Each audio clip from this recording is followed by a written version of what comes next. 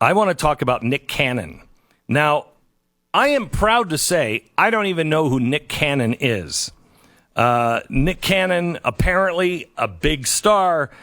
He's on America Has Talent, or They've got Show talent. Us Your Wasabas, or whatever it is. They've got talent. Okay. And he's wonderful.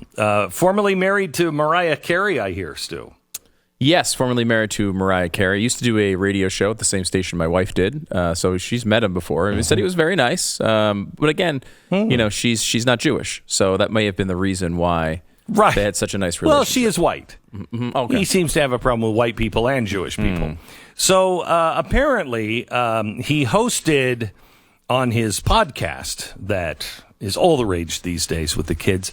He hosted rapper Professor Griff, who is very anti-Semitic and, has said things like Jewish families secretly control the world, and that also black people can't be anti-Semitic because they're the real Semitic people. Now, is he an actual professor?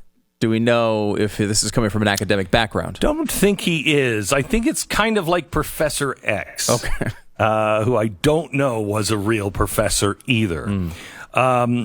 He said, in order to be anti-Semitic, I'd have to be an anti-black man, anti-black woman, anti-black people, anti-black Africa, and anti-all other people. And I can't be because I'm black. And the real Semitic people are black.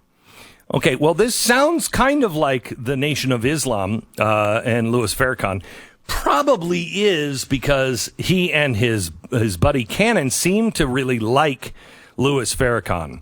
Apparently, they spoke positively of Louis Farrakhan and the Nation of Islam. And Cannon said, when you have a person who has the lack of pigment, the lack of melanin, that they know they'll be annihilated.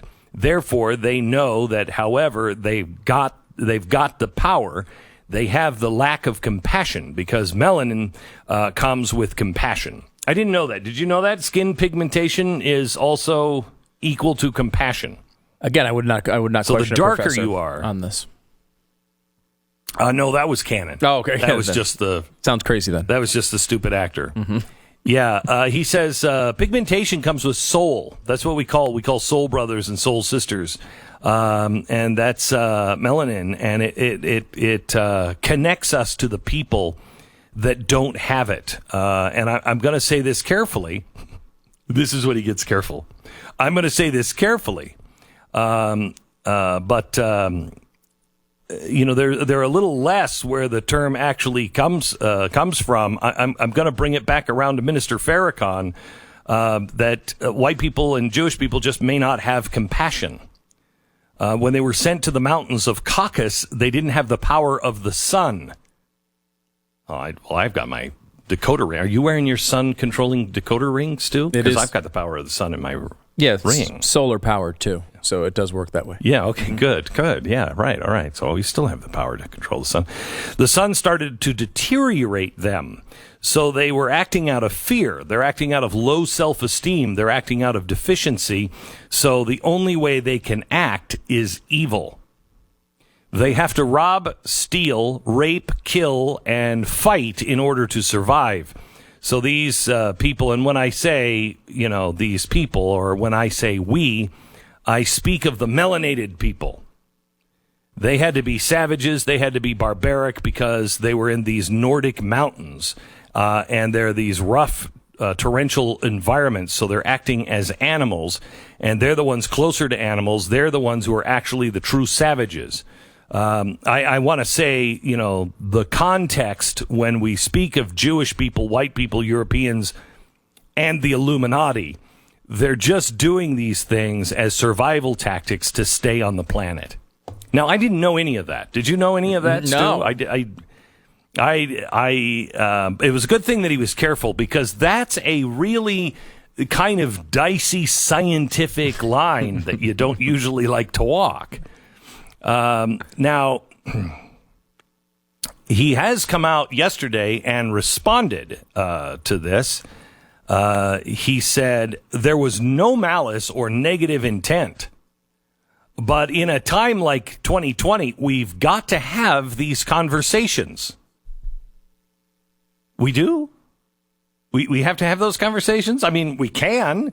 I think somebody, well, I don't trust scientists quite very much anymore, but maybe somebody with, a clue that racist back in the, progressive era were saying that pigmentation came with compassion or came with intelligence, and that's been widely disproven. Maybe somebody should be in the room that knows a little something about that. But he said, I didn't mean anything bad by this. If there's an assumption that it was perceived as ignorant, well, then let's debunk it right away. Aw, Nick, that was so sweet of you. He said a few rabbis have reached out since then, and he said, my podcast is specifically an academic podcast. To have tough and difficult conversations based off of text. And when I read something and something's not accurate, let's do away with it.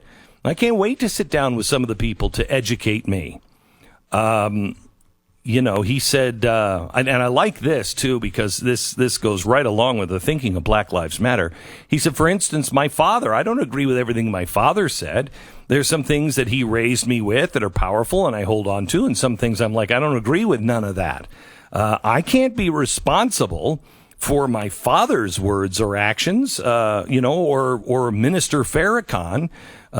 He's been ministering and saying things that he has said. That's his voice and his fight. I can only be held accountable for what I've seen and heard and done. Wow, Nick, now that is a revolutionary thought, isn't it? It really is. It's amazing how people internalize these views and then just think they're normal. Like, you hear about them your entire life from your friends, from your family, and then you think, oh, yeah, well, everyone knows X, Y, or Z is true, and it's not. I mean, we go back to the Million Man March back in the day. I mean, this is under Louis Farrakhan, right? And it's like, it got some mockery from the right because only 400,000 people showed up. It's a lot of people. I mean, there's a lot of people. When you see the Farrakhan speeches, when he gets in trouble on Twitter and stuff, you look at them. These are packed venues sometimes that are cheering loudly for these crazy things that he is saying. And then we hear about there was one militia member in Montana who was planning, and it's like, all right, well, this movement never gets any attention except for the positive when they're meeting with congressmen and stuff. And you saw this happen with several athletes this past week when the Deshaun Jackson thing happened. Then Steven Jackson came out and said things. We have Nick Cannon now saying the same things. Like there's a real foundation for the Farrakhan ideology that goes through these circles. It seems to be overrepresented in Hollywood and in athletes that believe this stuff. I just think it's true, and and when they say it out loud, they're actually, I think, surprised that there's any pushback, because when have they ever received it before?